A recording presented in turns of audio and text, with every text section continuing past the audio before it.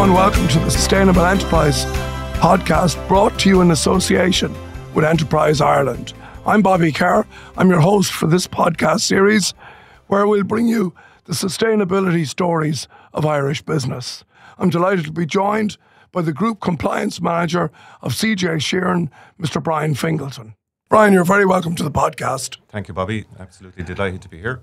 Now, tell us a little bit about how this business, CJ Sheeran, began. It began, I suppose, with Mark Sheeran. So Mark Sheeran is our managing director, and Mark's dad, Kenneth Sheeran, would have started in the industry back in the 60s. He would have started out in a village in Coolrain, not too far from Mountrat in County Laois. And from there, he would have made kegs and supplied into Guinness. Okay. And then in the early 90s, Mark Sheeran, Kenneth's son, then would have took over the business, moved into Mountrat in County Laois, and basically he would have added new contracts. And again, the tech sector would have been very strong then, and Mark would have added the likes of Dell or IBM to the portfolio. But he also would have continued with fencing and gate manufacturing at the time. So again, we would have been a very diversified business even back in the early days. Common denominator was wood, was it? Timber. So if it was pallets, it was fences, it was gates, all timber. All kinds of timber packaging. So again, at the moment, currently we have obviously automated lines. So we also do manual build. So again, bespoke items to customers. Okay, so that would be like packaging in crates. For maybe healthcare equipment or something like that. Exactly, crates, dunnage, etc. But predominantly pallets, I suppose, will be our business. It's a very interesting business because you're able to be, I suppose, naturally sustainable. You're able to use offcuts of one product to create another product, which I think is quite fascinating. So maybe tell us a little bit about all that. CJ Sheeran, we have 12 sites predominantly across the country. We're nearly like Shaw's, almost nationwide. We have a new arm, a new timber packaging arm to our business, and obviously we have a recycling arm to our business. The new packaging, we have automated lines across 3 sites, Ballinrobe, Shannon Street and Ballyhaunis in County Mayo. We have the capacity to make 80,000 pallets per week.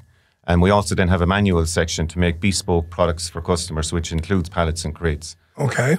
Part of the other side of the business then, so we're selling new product into customers and clients.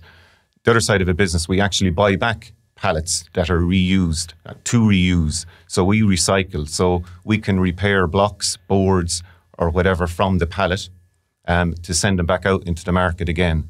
Where we can't recycle a pallet, we can shred. We have a facility on our Limerick Road site where we have a shredder, and that shreds the pallets into a byproduct of wood chip. Okay. So effectively then you could be buying and selling your own product a couple of times. Correct. Or maybe even more than a couple. If it comes to, you might see the same pallet 5 or 6 times coming back to you. Well, we believe, I suppose, a pallet can be recycled up to 10 and even more times. But I suppose, Bobby, it depends on the strength of the pallet, because there's all kinds of shapes and sizes to a pallet depending on what product it's going to carry. So again, as I say, the byproduct is a product called wood chip. And wood chip can be used for biomass fuel, as in for fuel for biomass boilers. It can also be used for wood chip for landscaping, and also for the equine industry as embedding. So you've got 3 arms then of the wood chip that you use from recycled pallets. There's 3 different, I suppose, businesses within that. Correct. So that's people talk about a circular economy. That's a fantastic thing to be able to do. To be able to take a byproduct, create 3 new, I suppose, customer bases out of it, and be in 3 different businesses, all from reusing a product that may have been discarded. Absolutely. And again, even the bigger beauty for ourselves is, again, I mentioned biomass fuel. So part of our process when we manufacture products, we go through a heat treatment process. It's part of our ISPM 15 license. So that's a process where we kill and dry and heat treat pallets, and it's a cycle that can take up to 2.5 days. For that process to happen, we have 15 kilns across the group, but 11 of those kilns will be run on biomass fuel. Right. So again, as I say, the biomass is used to create the energy to heat the pallets. Explain to me the logic about kill and dry. Does that mean that why do you kill and dry the wood? Is it so again, I suppose for exporting and as in for pests and control, it eliminates that. Obviously, when you're moving product from different jurisdictions, so any product that is exported would have to be heat treated. But customers also want a dry pallet. Tell us about then the opportunity and the business case. Like the business case, I think for sustainability within the business seems very evident. The business case, absolutely. I suppose first of all, it drives cost savings. So you have energy savings. You have, I suppose, you're looking at your waste streams, how you improve those. Your I suppose the customer is fully aware, and I suppose has a demand and a need for sustainable products and services in this modern day. Yeah. So Brian, what brought about the want, I suppose, to increase the level of sustainability across the business? Well, Bobby, we recognise the importance of minimising our environmental impact, reducing our carbon emissions and conserving energy within the CJ Sheeran Group. Again, I suppose when we look at customers, again, the conversation is very much focused on sustainability as opposed to price driven. Also, I suppose, let's be honest, there's a lot of regulation coming down the tracks. Again, we have our Corporate Sustainability Directive report, where we will be reporting in 2026 for data relating to 2025. We also have EUDR coming in, which is deforestation regulation, at the end of this year. And this regulation will require traceability from source to the point of sale. And obviously that covers not just wood. So it's very much around geolocations, etc. So one of the things that strikes me, Brian, is that, you know, sustainability within your business is like it's not only is it a good thing to do, but it's totally logical. It saves you money. It puts you on a footing with your customers, you know, that they'll warm to. Like there seems to be a real strong argument, and it's hard to argue against it. Oh, why wouldn't you? It's a real good news story, to be fair, and it's great to be part of the journey with CJ Sheeran. Again, I suppose even during interview processes, what we're finding now is certainly for key employees that guys are actually asking us about our sustainability journey. So it's actually, I suppose, a way of retaining staff or whatever and employees into the future. But also, I suppose, when I started with CJ Sheeran up to 4 years ago, I remember the conversation was always price. It was dictated by price, as in the pallet. Towards now, I think the conversation front and centre is actually all around sustainability.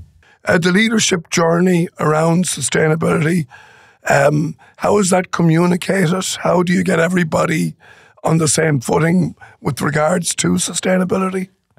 Well, it's fair to say that sustainability is absolutely driven by the management team and our directors.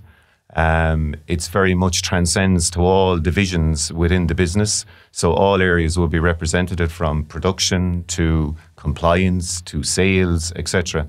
I suppose the communication is communicated, you could say, nearly daily, weekly, under various different guises. So again, we'd have production meetings, we have compliance meetings, we have site meetings, facility meetings, and sustainability would be part of that conversation. Yeah. So it's embedded into the business. It's embedded into the business. So it's all kinds of things where you can save. Interesting, Brian, as you know, so many arms to the business, all centred around timber and wood. Where do you get all the timber? I'm delighted you asked me that, Bobby. We are FSC certified, so Forest Stewardship Council. So that means all our timber that we source is from sustainable forestry. all our timber currently is coming in from sawmills within Ireland. So again, that's good news. Obviously, things have improved recently or in the last number of years around felling licenses in Ireland. So that has helped as well. Okay. Can you give us some examples, Brian, of, I suppose, sustainability actions within the business, plans, maybe things that worked, things that didn't work? I suppose the sustainability within the business, things that we've actually done over the last number of years and in the process, as in currently in progress, would be, I suppose, again, we mentioned the biomass boilers. We have 2 on site, as in 2, one in Ballinrobe and one in Shannon Street. Again, they use 4,000 tonnes of wood chip, and that displaces up to 1.7 million litres of kerosene. Wow. So that's huge for the business. So again, if you look at the overall energy within the group, 44% is represented by biomass.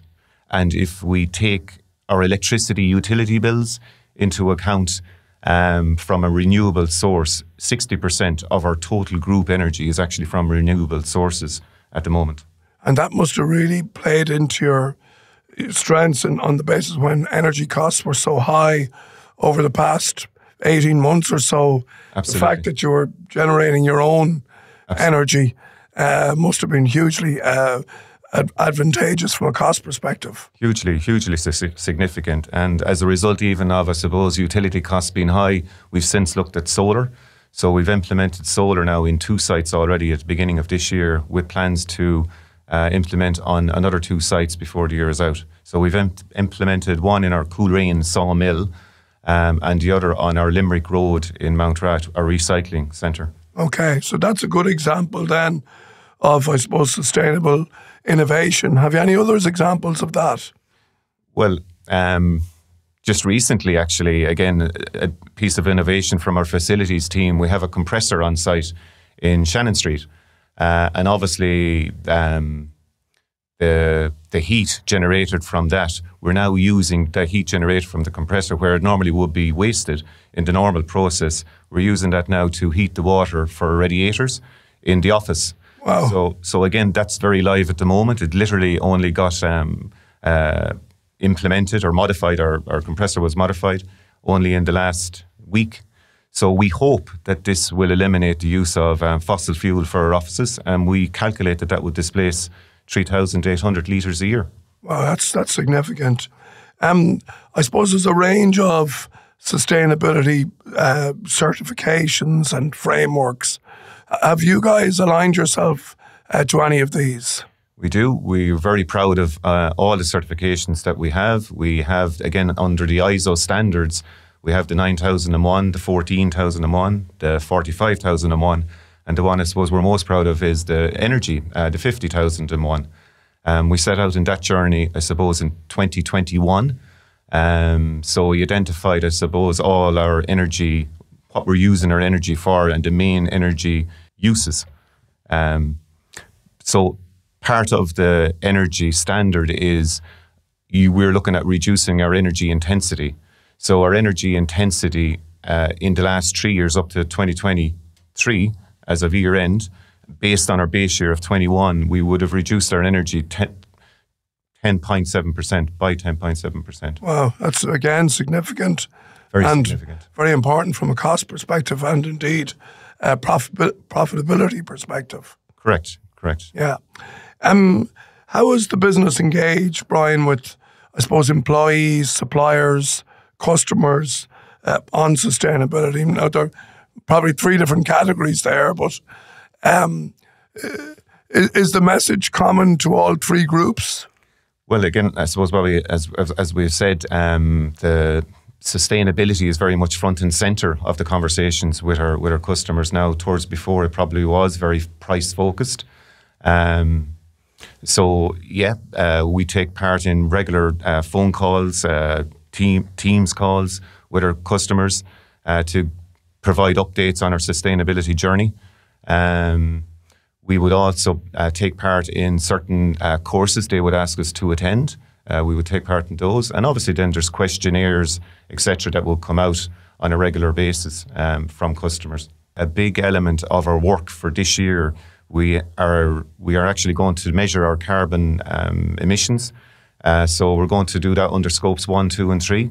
And we're obviously going to do that in line with greenhouse gases protocols, and obviously the ISO standard is in the 14,064, I think it is. Yeah. So we're currently engaged with that, and we hope to complete that over the next 6 to 8 months. Do you often get requests from other companies to share your sustainability journey? Because it seems to me that you're doing an awful lot of the right things here. Do people come to you and ask you for advice, for help, for guidance? Absolutely, and I think it's recognised that we are a long way down the tracks. I think it's also recognised that CJ Sheeran have a great news story to tell, again, all around our sustainability and our journey, and I suppose just the business model. Can I ask you about maybe some detail around how Enterprise Ireland have helped you on your sustainability journey? Enterprise Ireland have been absolutely brilliant. I suppose I look after grant applications, and I suppose with all of this journey, there is grants available out there. So Enterprise Ireland have been very helpful with the procedures and with the processes. They've also put us in contact with like-minded people that have gone through the process before. So again, no more than measuring our greenhouse gas emissions this year, another project that we're sort of 20% of the way, we're putting in we have a digital project, an ERP system. So again, that's going to streamline different processes. It's going to eliminate an awful lot of paper, and it's obviously going to save costs as well. And again, there is a grant application to that, or a grant element to that, and they've been very helpful with that. Okay. What do you think the next steps might be in terms of sustainability in the business? Where are you going to take it from here? Well, again, we have mentioned, I suppose, our total renewable energy from the group. When you take in our utility providers and our biomass at 60%, we want to increase that, obviously, to 100%. We want to be net zero. We also want to, I suppose, then if you look at practical things on the ground, again, we mentioned about solar. So again, by the end of the year, we want 4 sites to have solar. We've already 2. We also want to look at more biomass boilers. We have currently looking at HVO in our vehicles. We changed our vehicle fleet only in 2023. We changed our vehicle fleet. So we're also looking at electrification of the vehicles, but that, to be fair, I suppose being realistic, at the moment, they would probably need to be for the shorter journeys. Right. For electric vehicles. We are also looking at, as I said, in our digital project at the moment. So there's a huge amount of work ongoing, and I suppose it's continuous improvement, as we would always say. Yeah. What do you think about the larger impact, I suppose, on the local community of your business taking the sustainable route? Again, I suppose forestry. Again, we're a rural business. We consider ourselves a rural business. We're a green business. We're very much embedded in the community. There is a lot of our co-workers that would commute to work by bike, by walking. Very much part of the local community. We are in the Laois area where we would be considered huge employers. Right. We would have staff of somewhere in the region of 220 plus in Laois County, thereabouts. We're very much, I suppose, and then with our staff, we also have to our bow with CJ Sheeran, we have an educational arm called Talent Tree. So what we provide education to our employees and our colleagues, and that can include, I suppose, internal and external training. Yeah. So as well as the normal stuff, you'd also have guys going through college or whatever. So obviously that's good for us, but it's also good for them, and it also helps them, I suppose, progress their careers within CJ Sheeran. I suppose, Brian, what advice would you give to any other company who might be considering embarking on a sustainability journey? Well, I suppose if you were only embarking on a sustainability journey at this moment in time, I would certainly reach out to Enterprise Ireland.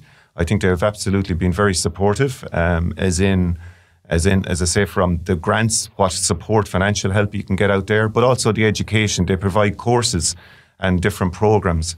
I only recently attended a sustainability leaders program, and part of that was, I suppose, developing a charter, which I suppose we laid out our actions, as in our actions for over the next number of years that we're going to complete, and we aligned these to the United Nations Sustainable Development Goals.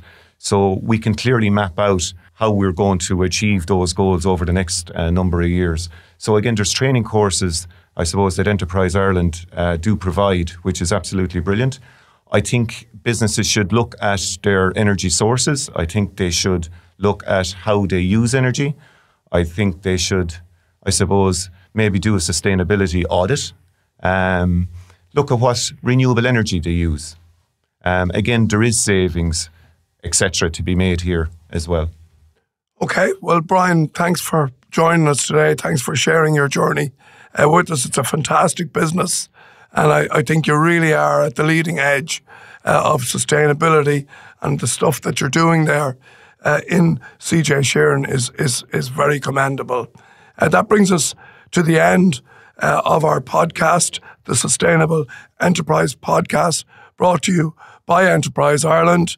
If you want to check out the rest of the podcast series, we'll continue to bring you the sustainability stories of Irish business.